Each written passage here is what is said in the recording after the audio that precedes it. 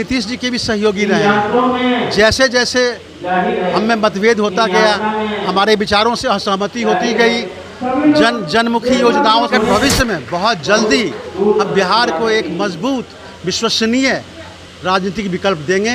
राज ने 242 सीटों पर अपने उम्मीदवार खड़े करने की घोषणा कर दी, उसमें हमारे भी उम्मीदवार होंगे।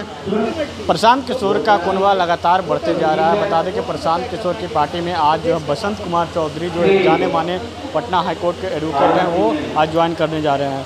बता प्रशांत किशोर लगातार अपने प्रयास कर रहे हैं पद यात्रा से, और एक तरफ अब विकल्प देने की तैयारी कर रहे हैं कि 2025 में किस तरीके से तैयारी है। प्रशांत के उसी प्रयास में जिसमें वो बिहार को एक राजनीतिक विकल्प देना चाहते हैं, उसी प्रयास में हमारा जो संगठन है नागरिक राजनीतिक मोर्चा, वो भी शामिल हो रहा है।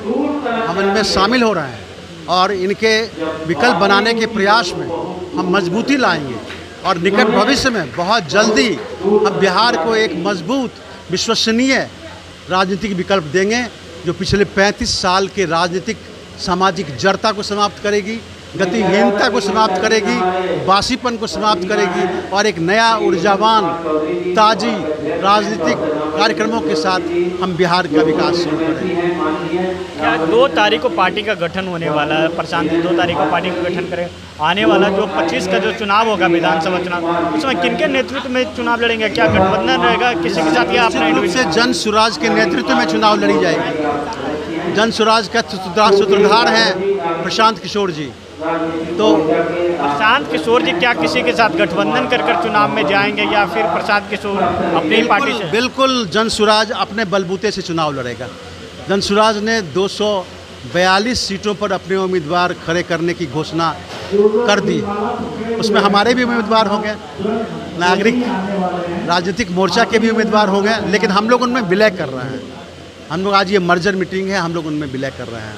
आप एक पेशे से एडवोकेट हैं, आखिर प्रशांत किशोर की पार्टी को आपने क्यों चुना कि उनकी पार्टी में अपने विलय कर दिया? मैंने पिछले 50 वर्षों में कम्युनिस्ट पार्टी, ML पार्टी से लेकर बहुत लंबी यात्रा तय की है।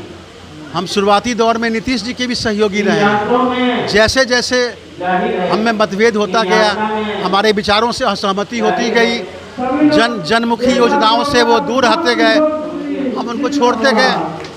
साफ तौर पे इनका कहना है कि हम तीसरा विकल्प देने के लिए तैयार हैं।